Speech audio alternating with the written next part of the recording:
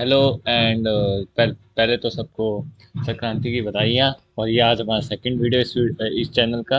और आज हम इस वीडियो में थोड़ा आगे कंप्यूटर की कुछ और चीज़ें हैं, टाइप्स है, उसकी टाइप्स से हम बात करने वाले हैं। बहुत पता है, ये जो वीडियो होगा ना, अगर आप बहुत इंटरेस्ट से इसे देख रहे हो ना, तो आपको बहुत अच्छा लगेगा। तो मैं आपको ये वीडियो उससे पहले कुछ बातें करना चाहता हूँ। ऐसा नहीं कि इसे टॉपिक में घुस जाऊँ, वो तो मुझे ही पता है। पहले मैं कुछ बातें करना चाहता हूँ आपसे। पहले इस वीडियो की रिएक्शंस की बात करते हैं, जो हमारा पहला वीडियो आया था। जैसे मैंने इसकी पीडीएफ बनाई, ये देखो बनाई है मैंने आज वीडियो। पीडीएफ का पीडीएफ कन्वर्ट कर ली पीडीएफ में से। और नीचे कुछ और मैं लाइनें भी लिखी है, जो मैं आज इधर से चालू करेंगे। सम मोर पॉइंट्स ये लिखा है ना, इधर से 1 2 3 कुछ और पॉइंट्स आज इसी की बात करना है। तो उससे पहले सबसे पहले मैं कुछ बात आपसे और करना चाहता हूँ। सबसे पहले जो रिएक्शन आए हैं मेरे जो पहले वीडियो पे, 46 व्यूज़ आई थिंक। जब मैंने अगर लास्ट बार जब देखा था 46 व्यूज़ आए थे। और एक सब्सक्राइबर भी आ चुका है और एक कमेंट भी आ चुका है। बिल्कुल, मुझे जो भी हो सब्सक्राइबर और उसी ने कमेंट किया, तो मुझे अच्छा लगा ब्रदर। आपने हमारी फैमिली को चालू कर दिया। ऐसी अब लोग फैमिली हमारी आगे बढ़ाते रहे। और बस ऐसे ही हमारी हमारी ये बढ़ती रहे और सब तक ये चैनल की चीज़ें पहुँचे। तो चलो, बिना देर किए उसको थैंक यू, और अब आगे बढ़ते हैं इसी साथ। ठीक है, चलो। तो हमने बात कहाँ तक की थी, हमने क्या बातें की हैं? एआई, एमएल, है ना, ये बातें तो हो गई थी। देखो, मैंने इसकी पीडीएफ बना दी जैसे मैंने आपको कहा था। और मैं पीडीएफ आपको नीचे प्रोवाइड करा दूंगा, कोई टेंशन नहीं है। अब तो पीडीएफ बन गई तो प्रोवाइड भी हो जाएगी। चलो, आगे जब हम बढ़ते हैं तो हमने बात की थी लैंग्वेज की। ये प्रोग्रामिंग लैंग्वेज, एक बार थोड़ा डिवाइस कह रहा हूँ। रजिस्टर प्रोग्रामिंग, बस वही है, इनपुट डालो प्रोसेस आउटपुट। आज थोड़ी कंप्यूटर की और बेसिक मज़ा आएगा। मुझे मुझे अभी से ही मज़ा आ रहा है मुझे, क्योंकि कंप्यूटर मुझे। और एक और चीज़, अब कई लोगों को लग रहा होगा कि ये तो अपने अपने कॉन्सेप्ट टॉपिक्स डाल रहा है। भैया जी, आपने किसी ने जो पहला सब्सक्राइबर है, जैसे मान लो उसने भी मतलब हाँ चल भेज दिया, लेकिन कोई टॉपिक अगर वो भेजता तो मैं वो टॉपिक बना देता। आप कमेंट में टॉपिक तो भेजो ताकि मैं उस पर बनाऊँ। वरना मैं अपने कोई अलग सा टॉपिक ले लूँगा। ये तो मैं आपको बात पक्की कर लेता हूँ। जब तक, क्योंकि आपके टॉपिक के लिए है, आपको कोई टॉपिक समझ नहीं आ रहा, आप वो लिख दो कि मुझे ये चीज़ समझ नहीं आ रही इस टॉपिक में, तो मुझे इसके बारे में डिटेल में समझाओ। तो मैं समझा दूंगा, क्या टेंशन है, कोई टेंशन नहीं, है ना। ये चीज़ है, ठीक है। चलो, तो अब मैं थोड़ा होप करूँगा कि अगले 6 दिन में मुझे, और जैसे मैंने आपको कहा था संडे को आज ये वीडियो आ गई। चलो, और मेरी बात सुनो। एक और चीज़ की मतलब, अब क्या बात रह गई है? जो सारी बातें हो चुकी है, अब आगे बढ़ते हैं तो कंपाइलर के बारे में हमने बात की थी। और उसमें ट्रांसलेट द सोर्स कोड, जो भी प्रोग्राम लैंग्वेज में लिखा होता है उसे बाइनरी फॉर्म में कन्वर्ट करता है। और फिर वो कंपाइलर कोड को अपनी लैंग्वेज में कन्वर्ट करता है। मशीन लर्निंग इनपुट और एक्सपेक्टेड आउटपुट हम डालते हैं। अगर आपने वीडियो नहीं देखा है तो मेरे चैनल में जाओ, और एक ही वीडियो आपको मिलेगा। ये तो दूसरा वीडियो, एक वीडियो आपको मिलेगा, उसमें आ जाएगा आराम से। ठीक है, या मैं लिंक प्रोवाइड कर दूंगा आपको नीचे। ठीक है, ओके। ये सारे नोट्स में ये नोट्स पूरी पीडीएफ ही बना दी मैंने इसकी, बेसिक वन नाम से। अब हम इसकी बात करेंगे। आज बहुत मजा आने वाला है, तो आराम से सुनो। पहला पॉइंट मैंने क्या लिखा है, पहले मैंने हेडिंग करा दी सम मोर पॉइंट्स। ठीक है, अभी तो मैं मन तो हो रहा था कि मैं आपको एमएल और एआई की टाइप्स के बताऊं, लेकिन मैं बहुत थक गया था। और मैंने सोचा कि मैंने बहुत रिसर्च। अब आप सोचोगे, मैंने ये जो जितने भी ये पॉइंट्स डाले, कुल अराउंड 9 भी नहीं, आप कह सकते हो अराउंड 11 पॉइंट्स डाले। आपको लगा होगा एक बार में बस डाल दिए होंगे, इसमें क्या थक जाएगा बता। अरे भैया जी, हमने बहुत रिसर्च की, हमने हमने पहले खुद समझा है, क्योंकि हम अपने हैंड रिटन नोट्स प्रोवाइड करते हैं। ये मेरा हैंड रिटन है, ये मेरा हैंड रिटन, हाँ मतलब वो कह सकते हो मैं कंप्यूटर में लिखा है, लेकिन हाँ, ये सारे मैंने अपने, जो भी मेरा माइंड समझ रहा था मैं उसको समझा था अच्छे से। एक अच्छे मैं पहले समझता हूँ, उसके बाद आपको समझाता हूँ उस चीज़ के बारे में अच्छे से, है ना। तो अब मैंने वही चीज़ें हैं। चलो, ज़्यादा टाइम वेस्ट नहीं करते। एल्गोरिदम्स क्या होती है? एल्गोरिदम्स, आपने चार्ल्स बेबेज का नाम सुना है? बिल्कुल सुना होगा। चार्ल्स बेबेज हमारे कंप्यूटर के फादर कहते हैं हम उसको। क्यों कहते हैं? क्योंकि उसने सबसे पहले, चार्ल्स बेबेज सर ने सबसे पहले जो कंप्यूटर बनाया था, वो एज ए कैलकुलेटर पर्पस के लिए। पहले जो जब हम कंप्यूटर सोचते थे, आज हम सोचते कि कंप्यूटर मतलब बहुत कुछ, गेमिंग, बिजनेस, बहुत कुछ। लेकिन उस टाइम जब कंप्यूटर हम सोचा करते थे तो उस टाइम से हमारे एक दिमाग में एक ही चीज़ आया करती थी, only one thing comes in, मतलब अपने दिमाग में एक ही चीज़ आया करती थी, that that is nothing but a calculator. Computer सोचते कैलकुलेटर आता था। चार्ल्स बेबेज ने पहला कैलकुलेटर या पहला मैकेनिकल कैलकुलेटर जो बनाया था। वैसे आगे देखो, मैं आपको चीज़ें बताता हूँ। ये मैं लिखी नहीं है, ये हिस्ट्री ऑफ कंप्यूटर टॉपिक में मैं डालने वाला हूँ। हिस्ट्री ऑफ कंप्यूटर का भी आगे मैं देखता हूँ, हिस्ट्री, इनपुट आउटपुट यूनिट, ये सब मैं आगे बताने वाला हूँ। ठीक है, तो मैं बताता हूँ आपको, एक बार सुन लो। मैंने लिखा नहीं है लेकिन मैं बता रहा हूँ। 16th सेंचुरी में अबेकस, चाइना ने अबेकस बनाया था 16th सेंचुरी में। वो भी पहला मैकेनिकल कंप्यूटर था। ठीक है, मैकेनिकल कंप्यूटर का मतलब क्या होता है वो मैं आपको अभी बताता हूँ। मैकेनिकल कंप्यूटर का मतलब ये होता है कि उसमें कोई एल्गोरिदम कुछ यूज़ नहीं करा, उसमें हम फिजिकली कुछ मैकेनिकल टूल्स, गेयर्स, बहुत सारी चीज़ें यूज़ करते हैं, मैकेनिकल टूल्स यूज़ करते हैं जिससे कंप्यूटर बनाते हैं। इसमें कोई वो प्रोसेसिंग कुछ नहीं होता, बस हम कुछ टूल्स यूज़ करते हैं इसमें जिससे वो बनता है। ठीक है, तो पहले मैकेनिकल कंप्यूटर इसने इन्वेंट किया। अब एल्गोरिदम्स, एल्गोरिदम्स कब बनी, एल्गोरिदम्स का इंट्रोडक्शन कॉन्सेप्ट कौन लाया? अब आपने नीचे लाइन पढ़ी रही होगी, तीसरी लाइन, एलन ट्यूरिंग। 1 मिनट, एक मिनट, एक मिनट, एक मिनट, एक मिनट, एक मिनट। हाँ, मैं देख रहा था, ट्यूनिंग तो नहीं है, ट्यूरिंग है। अच्छा, एलन ट्यूरिंग जो था उसने कॉन्सेप्ट ऑफ एल्गोरिदम लाया। ठीक है, कॉन्सेप्ट ऑफ एल्गोरिदम्स। एल्गोरिदम्स होता क्या है, अब वो पढ़ लो, पहली लाइन पढ़ लो, अब पढ़ो। पहली लाइन में लिखा है algorithms are set of instruction to find the output और a language to find the output. मतलब एल्गोरिदम्स कुछ रूल्स, कुछ इंस्ट्रक्शंस, कुछ इंस्ट्रक्शंस होते हैं जिससे हम आउटपुट निकालें, या या हम कोई भी लैंग्वेज यूज करके आउटपुट निकालते हैं।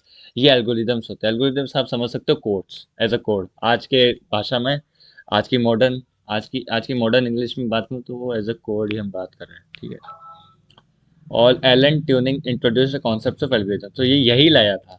मैंने लिखा कि आप मुझे मैंने लिखा a is equal to 2, b is equal to 3। मैंने क्या लिखा? मैंने लिखा a is equal to 2, a is equal to, sorry मैं ये पहली बार लिखा, थोड़ा सा मैं आराम आराम से लिखता हूँ, मेरे तादत नहीं है इधर लिखने की ऐसे, पर कोई बात नहीं। मैं लिखा b is equal to 3, sorry खराब बहुत बना है। फिर मैं लिखा प्रिंट a प्लस बी क्या आना चाहिए, 5 आना चाहिए। तो मैंने क्या किया, कोड डाला। ये मैंने एल्गोरिदम्स यूज की। मैंने क्या कहा कि एक बॉक्स है, वेरिएबल है, जिसके अंदर मैंने 2 डाल दिया, और बी एक कमरा है जिसके अंदर मैंने 3 डाल दिया। एक कमरा है जिसके अंदर 3 डाला और कुछ नहीं डाला।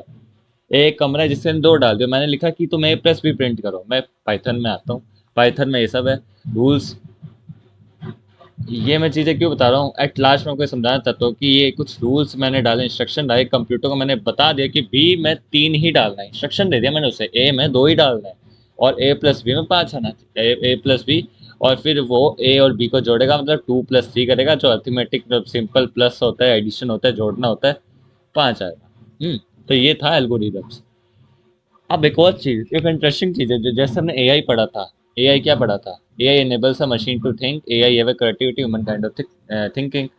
He is also father of computer science. जो आज की कंप्यूटर साइंस है ना, मॉडर्न में लिखना ये वैसे, चलो आप समझ सकते हो कि कंप्यूटर साइंस मॉडर्न ही है।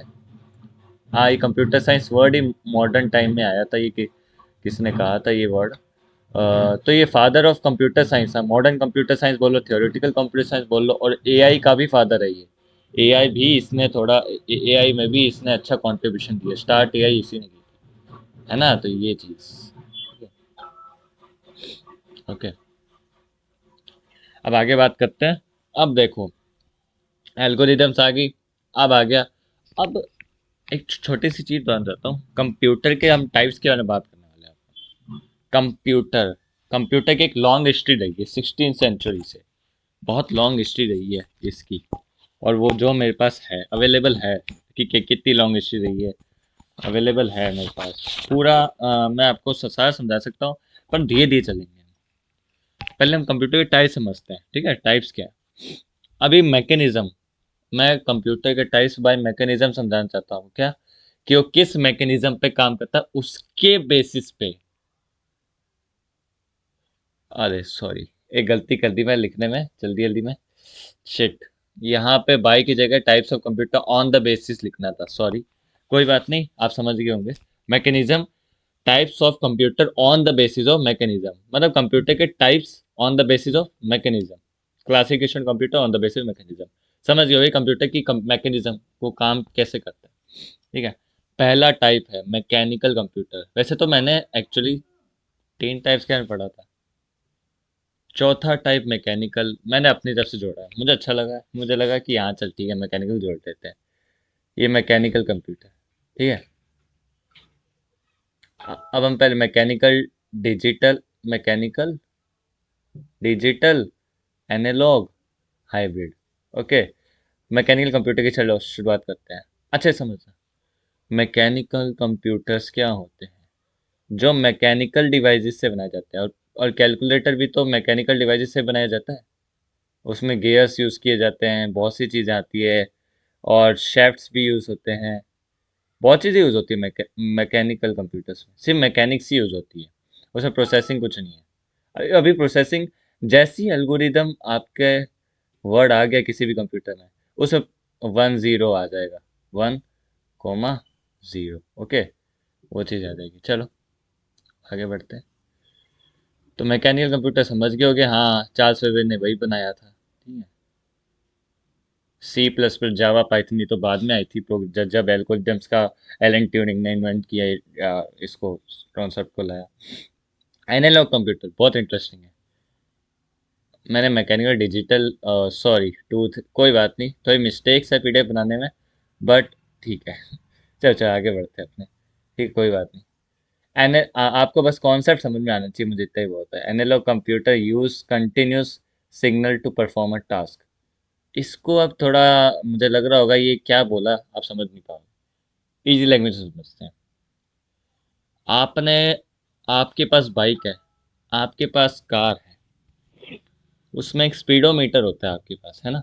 स्पीडोमीटर, स्पीडोमीटर क्या करता है, कंटिन्यूस सिग्नल्स लेता है कि कितनी स्पीड तक जा रहा है। फिर उसी सिग्नल से वो आपको टास्क परफॉर्म करता है। उसका टास्क क्या है कि वो स्पीड दिखाए कि इतनी स्पीड तक जा रहा है, उसका इतना टास्क है। सिग्नल वो नीचे से ले रहा है, कई मैकेनिक्स बीच में यूज हो रही है नीचे, कोई मैकेनिकल चीज है जो उसे बता रही कि इतनी तेज स्पीड है। अब इसको तुम इधर इधर इधर दिखाओ, आउटपुट दिखाओ इसका, ये कितनी जा रही है। वो जो होती है ना, क्या बोलते हैं, जो कंप्यूटर जो बाइक मैकेनिक्स यूज की जाती है नीचे, बाइक के नीचे जो होता है ना, ये कितनी स्पीड आ गई बाइक की आ गई, उससे वो उसे वो आउट एज आउटपुट दिखाता है। उसका ये टास्क होता है। Analog computer analog data use करते हैं। एनालॉग डाटा क्या, एनालॉग डाटा को प्रोसेस करने में काम आते हैं। एनालॉग डाटा होता क्या है? एनालॉग डाटा वो डाटा होता है जो हर पॉइंट पे चेंज हो रहा है, उसकी कोई डेफिनेट वैल्यू नहीं है। आप स्पीड बार बार चेंज कर रहे हो, मतलब ऐसे भी नहीं है कि आप कांस्टेंट स्पीड में ले जा रहे हो। हाँ ऐसा हो सकता है कांस्टेंट स्पीड में, पर थोड़ी थोड़ी स्पीड चेंज हो रही है, आपको दिख नहीं रहा लेकिन थोड़ी थोड़ी हो रही है, चट चट स्मॉल प्रोपोर्शन है। तभी एनालॉग डाटा को प्रोसेस करता है। मैंने इधर लाइन लिखी है देखो नीचे, तो मुझे लगा कि अगर आपको ये लाइन समझ है तो ये समझ आ जाएगी। To process analog data that changes continuously in case, ठीक है। इसमें क्या होता है, अब देखो सुनो, अब देखो, ये वाली जो लाइन थी ना, ये वाली जो लाइन, एक बार इसको छोड़ दो, एक बार इसको मत देखो, पहले आप ये समझो एनालॉग कंप्यूटर, क्योंकि सॉरी माफ करना, इस फाइल में एक और गड़बड़ मेरे को मिल गई, इस पीडीएफ में, सॉरी, कि यहाँ पे ये जो इन केस से प्रोसेसिंग वाली लाइन है ना, ये डिजिटल कंप्यूटर के अंदर आनी चाहिए। सॉरी, माफ करना, कोई बात नहीं, अगली बार जब मैं पीडीएफ में जब इसे कन्वर्ट करूंगा तो थोड़ी सी मैं ध्यान रखूंगा। कोई बात नहीं, मैंने मेहनत करके मैंने ये सब चीज़ें लिखी है, कोई बात नहीं, कोई गलती होगी तो गलती से सीखेंगे हम, अगली बार गलती नहीं होगी ये चीज़, ठीक है। ओके, ठीक है। तो मैं पहले ये सारा हटाता हूँ, मैं अभी कॉन्सेप्ट समझने में आते हैं। अब मेरी बात सुनो, यहाँ पे हम क्या करते हैं, एनालॉग कंप्यूटर सिर्फ एक कंटिन्यूस सिग्नल यूज करता है। चलो एक और चीज़ सुनाता हूँ, एक और चीज़। वेदर फोरकास्टिंग आपने फ़ोन में देखा होगा। वो तो चल एज जो गूगल इंफॉर्मेशन डालता है वो बताता है। अब मान लेते कोई वेदर फोरकास्टिंग में काम कर रहा है, उसमें जो कंप्यूटर ना उसके पास वो एनालॉग कंप्यूटर है ना, एनालॉग। हाइब्रिड भी हो सकता है, मैं हाइब्रिड की बात करूंगा। हाइब्रिड कंप्यूटर क्या होता है, एनालॉग प्लस डिजिटल, मतलब दोनों कंप्यूटर होते हैं इसके अंदर। उसके अंदर एनालॉग होता है। अब वो एनालॉग, चलो एनालॉग क्या करते हैं, ऊपर जो भी सैटेलाइट से सिग्नल्स आते हैं उसको एज ए इनपुट लेता है, और फिर एज अ वो आउटपुट उसमें दिखाते हैं कि इतना डिग्री चल रहा है, जो भी सैटेलाइट से सिग्नल्स आते हैं। ठीक है ना, वो चीज़ होती है। तो एनालॉग कंप्यूटर अब आपको समझ आ गया होगा इतने। ये सबसे बढ़िया एग्जांपल है। इससे तो समझ जाना चाहिए बंदा कि अब आप समझोगे, अब आपको समझ में आ गया होगा कि ये एनालॉग डाटा को प्रोसेस करता है। मतलब बार बार वेदर फोरकास्टिंग हर डिग्री पे चेंज हो रहा है, चेंज हो रहा है। कभी एक फिनाइट वैल्यू पे नहीं चल रहा, मतलब हर पॉइंट पॉइंट वैल्यू में भी चेंज हो रहा है। मैं पॉइंटली बात कर रहा हूँ, पॉइंट भी तो चेंज होते हैं इसलिए। तो एनालॉग कंप्यूटर वो चीज़ होती है। चलो अब आगे बढ़ते हैं। डिजिटल कंप्यूटर, एक बार इस लाइन को छोड़ देना। Digital computer is a digital system that processes a data, वही जो हम कंप्यूटर्स यूज करते हैं, वही चीज़ है इसके अंदर। कि वही है कि भैया जी, हमने हमने बोला कि इतना प्रिंट करो, कि उसको पहले 10 में प्रिंट करेगा, बाइनरी फॉर्म में प्रिंट करेगा। वो आपको याद होगा, कंपाइलर करता है ये काम। अगर आपको याद नहीं है तो मेरा पहला वीडियो देख सकते हो, या मैं भी बताता हूँ। ये देखो, compiler translate the source code written in programmable language into binary form. Print, मैंने ये एग्जांपल भी लिखा है, मैंने ये पाइथन कोड है एक्चुअली। इस कोड को वो सोर्स कोड को प्रिंट करेगा, ठीक है। और इसको सबसे पहले ये 1 और 0 में कन्वर्ट करेगा। किसमें, 1 और 0 में, ठीक है, 1 और 0 में कन्वर्ट करेगा। फिर इंटरप्रेटर क्या करेगा उसको, इंटरप्रेटर क्या करता है जी, उसी को हमारी लैंग्वेज इंटरमीडिएट, हमारी जो लैंग्वेज उसमें कन्वर्ट करके दिखा देगा। ओके, तो ये काम होता है। चलो अब डिजिटल कंप्यूटर पे वापस आते हैं। ये भी यही काम करता है, मतलब हम यही कंप्यूटर यूज़ कर रहे हैं। This includes programmable language. हाँ, इसके अंदर लैंग्वेज आती है, ऑब्वियस सी बात है। अगर बाइनरी फॉर्म में डाटा कन्वर्ट कर रहा है तो ऑब्वियसली कोई लैंग्वेज होगी जो कंप्यूटर समझ पा रहा है, मतलब जिसको 10 में कन्वर्ट कर रहा है वो। एग्जाम्पल्स क्या हैं, लैपटॉप, पीसीज एक्सेट्रा, आपके मोबाइल फ़ोन हो गए, सारे एग्जाम्पल्स हो गए। अब आप समझ गए होगे, समझ में आ गया ना एनालॉग कंप्यूटर क्या है। एनालॉग सिंपल सा सिग्नल्स लेता है एज ए इनपुट, और उसको एज आउटपुट या तो रिप्रेजेंट करता है, या तो, अब मैं सबसे एक बढ़िया एग्जांपल आपको देने वाला हूँ हाइब्रिड कंप्यूटर समझाने के लिए। क्योंकि हाइब्रिड कंप्यूटर क्या होता है, हर combination of digital and analog. Digital analog दोनों के फीचर्स होते हैं। मैं आपको समझाता हूँ एक छोटे सी चीज़ से। ठीक है, पेट्रोल पंप। अब आपने, हाँ ऑब्वियसली आपने गाड़ी के पेट्रोल अपने भराए होंगे, तो आपने देखा होगा पेट्रोल पंप पे वो प्राइस लिखा जाता है। इससे पहले मैं एक छोटी सी बात कहूँगा कि जो आप कैलकुलेटर यूज़ करते हो, जो आप स्पीडोमीटर, एम मीटर मैंने जो इधर लिखा है, इसका क्या मतलब है, एम मीटर क्या होता है, सॉरी एम मीटर जो करंट, जितना करंट आ रहा है उसको मेजर करता है, ठीक है। चलो ये तो एज एग्जाम्पल में समझाने के लिए लिख दिया, ठीक है, किसी को समझ नहीं आया तो मैं बता दिया। ओके, ठीक है। अब देखो, पेट्रोल पंप, ठीक है, पेट्रोल पंप में क्या होता है, पहले वो एक टाइप का कंप्यूटर, हाइब्रिड कंप्यूटर है, उसे हम हाइब्रिड कंप्यूटर कहेंगे। पता है क्या करता है वो, पहले तो पेट्रोल कितना वो भरता है नीचे, जब वो ऑब्वियसली हमारे नेचुरल रिसोर्सेज है, अर्थ के बिल्कुल नीचे, धरती के बिल्कुल नीचे नीचे नीचे से वो पेट्रोल निकलते हैं, माइनिंग होती है, मतलब बहुत चीज़ें होती है, बहुत चीज़ें होती है इसमें, बहुत चीज़ें होती है। एक पेट्रोल हमारा मतलब, देखिए हमारा अभी नॉलेज उसमें अभी पढ़ने का नहीं है, या हमारा अभी अभी अभी उसमें मत जाओ, उस टॉपिक में मत जाओ। मैं टॉपिक जो समझाना चाहता हूँ, मैं वो समझाना चाहता हूँ हाइब्रिड कंप्यूटर का। वो क्या करेगा, पहले पेट्रोल लेगा, नीचे से ही लेगा, कितना डल रहा है, डालेगा पहले वो कंप्यूटर, ठीक है, डालेगा एज ए इनपुट, वो पेट्रोल लेगा। तो वो कंटिन्यूस नहीं है, समझ रहे हो क्या, कंटिन्यूस नहीं है वो, कि वो पेट्रोल या तो अब, या तो कोई 100 का भरा सकता है, या कोई 90 का भरा, पता नहीं, और 90 का नहीं तो है ही नहीं या कोई 100 का भरा सकता है, या कोई आगे और बहुत ज़्यादा कोई गाड़ी, कोई हाई लेवल की गाड़ी हो तो उसमें ज़्यादा पेट्रोल भरवा सकता है। अपने की मर्जी है भाई, ठीक है। ओके, तो वो क्या करता है, ठीक है ना, वो क्या करेगा, बताएगा वो। अब कंप्यूटर के नजरिए से देखो इसे, एज ए इनपुट उसको ले रहा है, एनालॉग डाटा की तरह ले रहा है। अब आप समझ रहे हो, वो एज ए एनालॉग, क्योंकि कंटिन्यूस नहीं है वो, क्या पता उसके वैल्यू बार बार चेंज हो सकती है ना।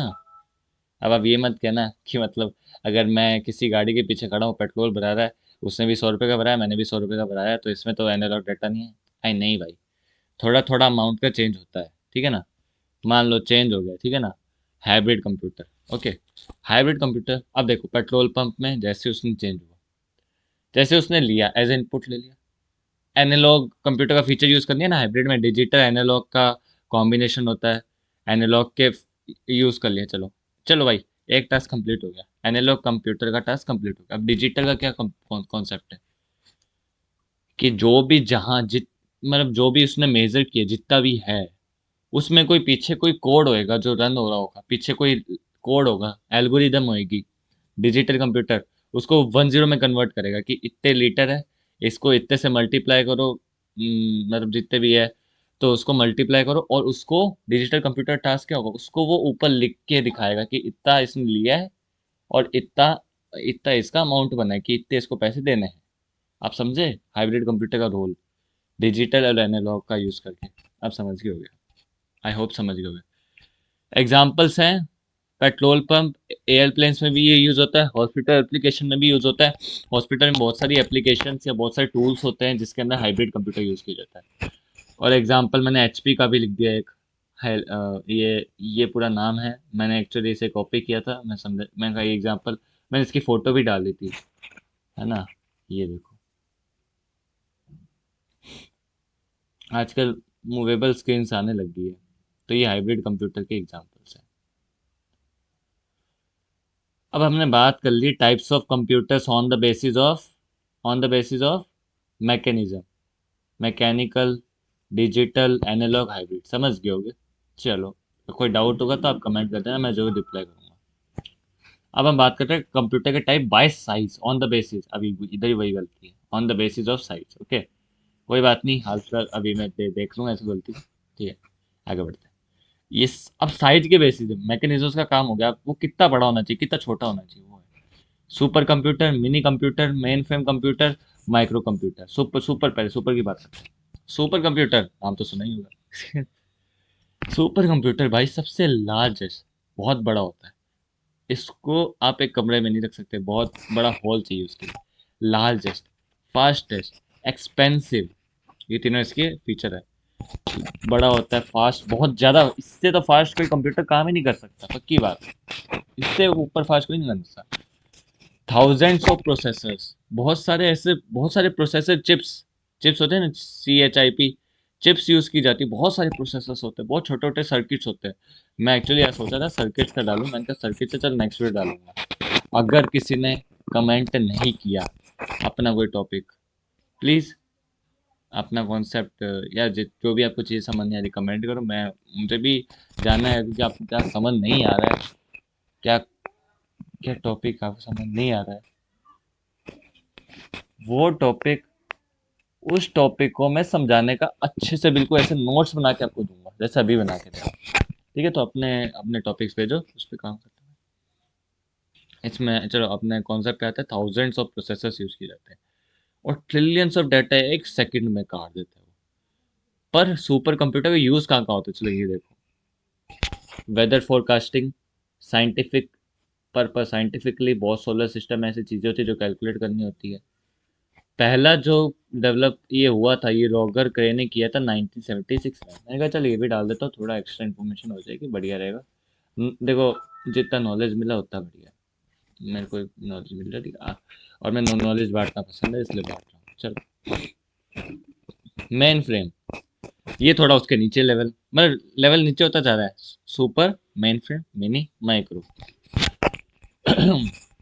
मेन फ्रेम होता है इंडस्ट्रीज के लिए। अब देखो, बड़ी बड़ी ऑर्गेनाइजेशन होगी, अब इंडस्ट्रीज आ रही है, इंडस्ट्रीज, इंडस्ट्रीज के लिए यूज किया जाता है ये, बस थाउजेंड्स ऑफ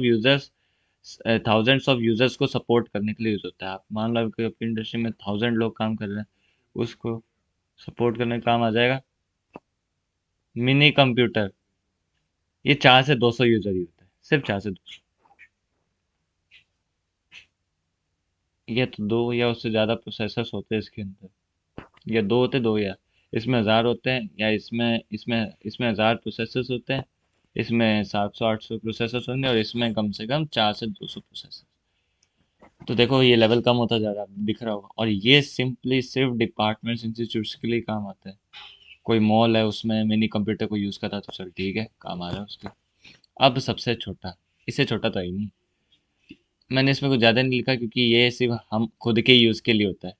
जो मैं पीसी यूज़ कर रहा हूँ, माइक्रो कंप्यूटर, कोई माइक्रो कंप्यूटर का ही टाइप है। आगे बढ़ते हैं। तो हमने बात कर ली types of computer on the basis of size, types of computer on the basis of mechanism, hybrid. आपको मज़ा आ रहा होगा इस चीज़ समझने में। मैकेनिकल, डिजिटल, एनालॉग, हाइब्रिड, सब समझ गए होगे। अब आप समझ गए होगे उसने कौन सा कंप्यूटर चार्ल्स बेबेज ने किया है, मैकेनिकल किया है। तो हाइब्रिड कंप्यूटर का एक बढ़िया एग्जांपल मैंने आपको पेट्रोल पंप का दे दिया। अब जरा मैंने एक्स्ट्रा इन्फॉर्मेशन के लिए सॉफ्टवेयर डाल दिए थे और हार्डवेयर भी डाल दिया। सॉफ्टवेयर क्या होता है? Collection of programs. प्रोग्राम्स क्या होता है? Set of instruction, set of rules instruction जब देता है आउटपुट निकालने के लिए। सॉफ्टवेयर क्या होता है? उन्हीं प्रोग्राम्स का कलेक्शन होता है। That tells a computer how to perform a specific task, जो बताता है कंप्यूटर को ऐसे टास्क परफॉर्म करो। ठीक है। आप ऐसे समझ लो टीचर है और स्टूडेंट है, ठीक है ना। सॉफ्टवेयर टीचर है और स्टूडेंट को बता रहा है। टाइप्स ऑफ सॉफ्टवेयर क्या हो सकते हैं? सिस्टम सॉफ्टवेयर, एप्लीकेशन, बस ये दो ही होते हैं। सिस्टम सॉफ्टवेयर से आप समझ गए होंगे, वो सिस्टम खुद के लैपटॉप है तो लैपटॉप के सिस्टम का ही सॉफ्टवेयर होगा। और मेजरली जो बेसिक सॉफ्टवेयर होता है वो पता है क्या होता है सिस्टम का? वो होता है ऑपरेटिंग सिस्टम, ओएस। ओएस जो कंप्यूटर के सारे जितने भी हमारी फाइल्स है, इमेजेस है, फ़ोन में सेल्फी, जितनी वीडियोस है, उसको मैनेज करने के काम में आता है और उसका स्टोरेज को लिमिट में ध्यान रखता है ऑपरेटिंग सिस्टम। ये ओएस सॉफ्टवेयर होता है। एप्लीकेशन सॉफ्टवेयर जो हम बनाते हैं, जैसे एमएस वालों ने बनाई है, माइक्रोसॉफ्ट माइक्रोसॉफ्ट वर्ड बनाया, पावर पॉइंट बनाया, एक्सेल बनाया, वो एप्लीकेशन। ईजी है, कुछ ज़्यादा हार्ड नहीं समझने में। अगर आप ये समझ गए प्रोग्रामिंग लैंग्वेज, तो फिर ये तो बहुत easy. Hardware described as any physical, जो भी हम फिजिकल कंपोनेंट, अब मैं थोड़ा इसके बारे में थोड़ी बात करता हूँ। जो भी हमारे कंप्यूटर की या लैपटॉप के ना फिजिकल कंपोनेंट्स होते हैं, उसको वो सारे हार्डवेयर ही के अंदर आते हैं। सर्किट्स हो गए, सर्किट बोर्ड हो गया, कंप्यूटर लैपटॉप के अंदर एक सर्किट बोर्ड होता है बड़ा सा, जिसके अंदर छोटे छोटे चिप्स लगी होती है। चिप क्या होती है? Chip as a integrated circuit. Chip क्या होती है? जिसमें करंट दौड़ता है। जिसमें क्या दौड़ता है? करंट दौड़ता है 10 की फॉर्म में। अब ये मैं अभी थोड़ा मैं आपको इस टॉपिक में बहुत डिटेल में बताऊंगा। फ्यूचर में बहुत डिटेल में बताऊंगा इसके बारे में, क्योंकि ये अभी अभी चैनल चालू हुआ है तो बहुत आगे जाएगा ये तो। ठीक है। इंटीग्रेटेड सर्किट्स, बहुत सर्किट्स होते हैं। सर्किट्स के मैंने आज टाइप पढ़े थे। एंड सर्किट होता है, नॉट सर्किट होता है, 10 होता है। अभी कैसे चलते हैं सर्किट्स, मतलब किसी, आप सोचो कि आप फोटो खींच रहे हो, अपनी सेल्फी खींच रहे हो, उसको खींचने के लिए पीछे कितने काम हो रहे हैं, करंट कितना दौड़ा होगा।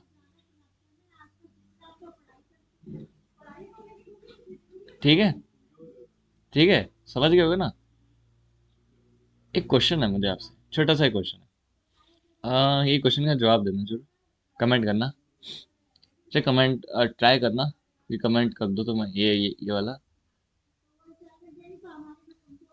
ठीक है। दो कंप्यूटर,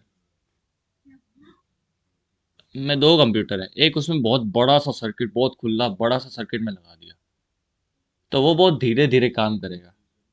और छोटा सा कंप्यूटर है, छोटा सा लैपटॉप है, वो बहुत जल्दी जल्दी काम कर रहा है। कैसे? Why, what is the reason? क्या क्या रीजन है इसके पीछे का? इसको आप पहले सोचो और कमेंट करो। अभी मैं 10 सेकंड रुकता हूँ, पॉज कर सकते हैं, कमेंट कर दो। वैसे मुझे लगता है अब 10 सेकंड में बस 10 सेकंड आगे फॉरवर्ड कर दूंगा, पर ठीक है चलो। चल बता देता हूँ, कोई बात। क्योंकि जो छोटा है ना सर्किट, उसमें करंट हमेशा आपको, ये तो अगर हमने थोड़ा सा मतलब हमने फिर जब पढ़ाई की होगी पहले या की होगी तो आप टीचर ने बताया होगा कि जो करंट होता है हमेशा छोटा रास्ता नापना चाहता है, छोटे रास्ते में अपने जगह पहुंच जाए, वो ये देखता है। तो अगर बड़ा सा सर्किट होगा तो वो बहुत बड़े रास्ते में जाएगा और इन्फॉर्मेशन बहुत धीरे धीरे आएगी आपके पास, सेल्फी बहुत धीरे धीरे सेव होएगी, है ना। तभी छोटे छोटे डिवाइसेस बनाए जाते हैं।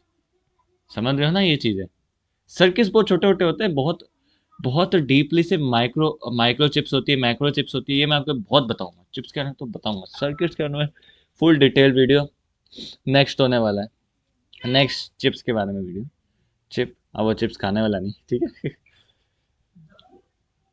अब ये जो चिप्स है, मैं अगर नेक्स्ट वीडियो, अनटिल अनलेस मैं ये नेक्स्ट वीडियो ये डालने वाला हूँ, ठीक है ना, नेक्स्ट वीडियो डालने वाला, ठीक है ना। लेकिन अगर आपने कोई कॉन्सेप्ट डाला कमेंट में, तो मैं उसका वीडियो नेक्स्ट डालूंगा। मैंने बता दिया, आप क्लैरिटी देना, समझ रहे हो ना। कि अगर आपको कोई कॉन्सेप्ट नहीं समझ आ रहा, आपको, मैं नहीं कह रहा कंप्यूटर से, एसएसटी से, कोई सोशल कोई इशू चल रहा है उसके बारे में, मैं किसी सब्जेक्ट के स्पेसिफिक वीडियो नहीं है, मैंने क्या लिखा, नो योर वर्ल्ड। वर्ल्ड में तो बहुत सारे सब्जेक्ट है, बहुत सारी चीज़ें हैं।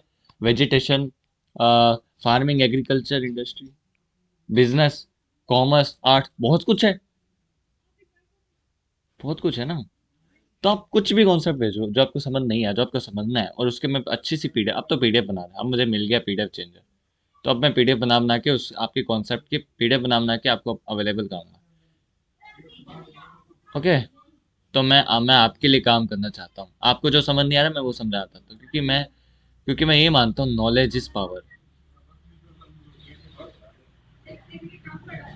नॉलेज, या बोलूँ, कॉन्सेप्ट इज पावर। आपके पास नॉलेज है, आपके पास नॉलेज है, आप उसको इम्प्लीमेंट करो। नॉलेज भाई बहुत इंपॉर्टेंट चीज़ है। चलो, अब आपको समझ में आ गया होगा, एनालॉग, ये बेसिस पे सब चीज़ें। और अगर कोई पूछेगा तो सॉफ्टवेयर क्या होता है, हार्डवेयर क्या होता है, तो आप आराम से बता पाओगे, ठीक है।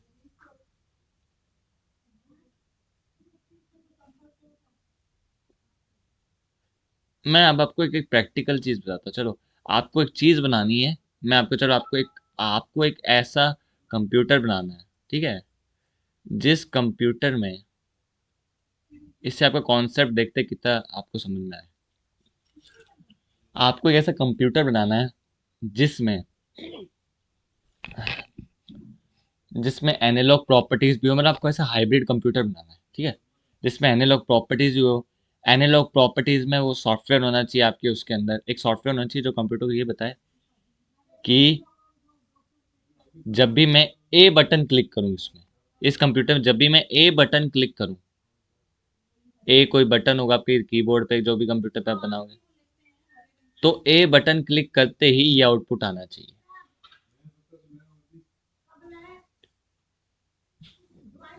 ठीक है, तो अब मैं आपको समझाने के लिए समझा रहा हूँ ये सॉफ्टवेयर कैसे काम करते हैं।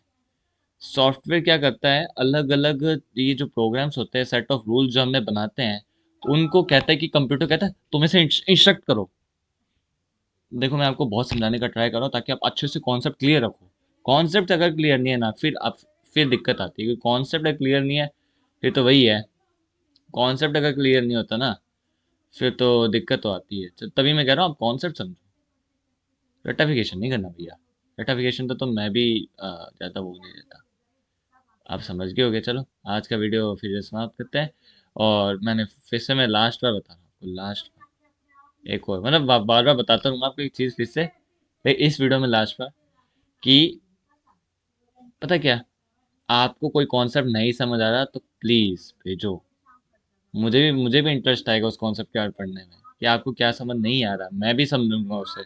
फिर आपको पूरी ऐसी जो ये पीडीएफ बना के दी है ना, इतनी लंबी चौड़ी, अगली बार थोड़ी एरर्स कम दूंगा, ठीक है ना। ओके। ओके। ओके। ठीक है। तो ये आज का वीडियो हम इधर समाप्त करने वाले हैं। ओके, तो आपको अच्छा लगा होगा वीडियो, आई होप आपको इन्फॉर्मेशन आज की अच्छी लगेगी, और आपको कोई कॉन्सेप्ट नहीं समझ आ रहा तो भेज दो बस। ओके। चलो ठीक है, शुक्रिया, और बस आपको संक्रांति की बधाइयाँ। चलो भाई, बाय। जय सिया राम।